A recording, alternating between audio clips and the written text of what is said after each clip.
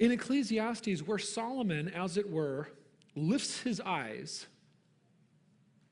and he looks above the sun for a minute. And you see this because as you read the book, you find this different language, different phrases. He'll say, then I looked and I saw. And when he says that, he's reflecting on something under the sun that's going to really make him angry or frustrated or discouraged. But then he'll use the language sometimes, but in my heart I know. I know. I look and I see, but I know. So Solomon he teaches us actually this way of, you can look around the world and you can see a lot of frustration, and you can look with the eyes of flesh, with what you can look with your eyes, and you can see a lot of things that are extremely frustrating.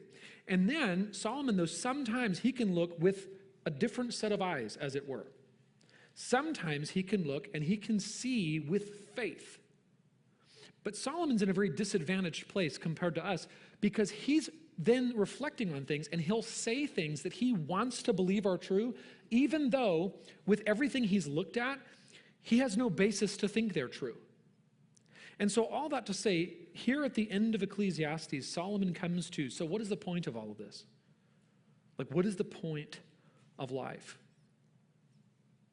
In chapter 11, he essentially teaches on, if you're going to enjoy this fleeting, small life you have, here's how to do it. And if you're here last week, he gave us really kind of a how to enjoy your life, how to make the most of it. Take risks, diversify your effort, don't spend your whole life waiting for the opportune moment, work hard consistently, trust God who is working in ways that you can't understand, and don't take life for granted.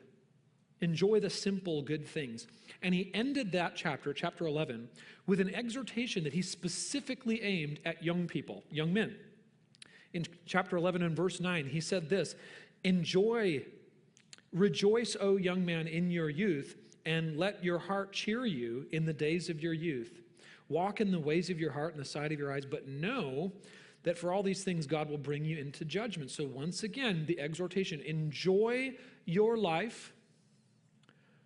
We might say, follow your heart and do the best you can with what makes sense to you, but do all of that in the knowledge that you are going to face the assessment of the Almighty Judge. So that should temper your follow the heart tendencies.